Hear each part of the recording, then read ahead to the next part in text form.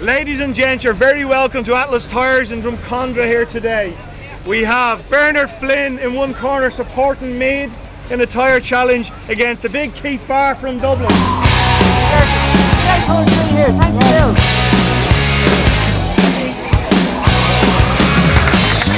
Delighted to be here.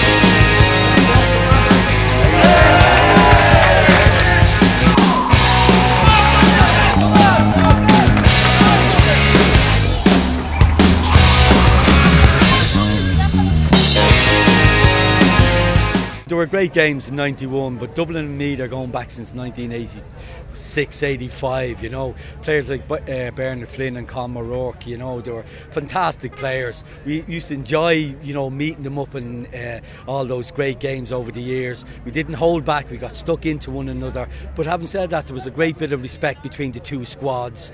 And after all, finishing all our careers, you know, we're best of mates. We go away playing golf, and we meet on a regular occasion for social business, as I would say. In '91, was so the soccer had sort of taken precedence, if you like, so it was great to get Gaelic football back on the map. It really ignited the interest in people around the country in Gaelic football again. It was in the doldrums for a few years, so for that alone it was worthwhile. It really was. I actually had the chance to win it probably midway through the second half.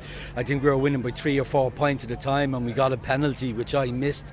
That would have, if I had scored that, it would have put us 7 points ahead roughly, and I don't think that would have been the biggest gap between the two teams over the 4 matches, even including the extra time in the game. So I think it would have been curtains for Meath. Fortunately for Meath, unfortunately for Dublin, I missed it. And you know, having said that, Meath went on to win the game, but there was a sense of relief from both squads.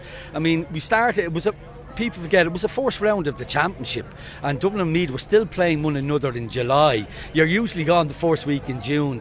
I think the best part of 250,000 people visited Croke Park to see the matches.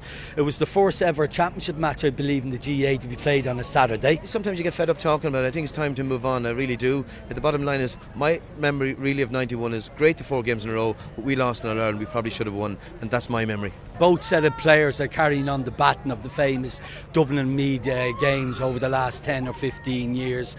I believe Dublin, you know, the Dublin team that I know are a lot stronger than Meath. We've a better set of forwards.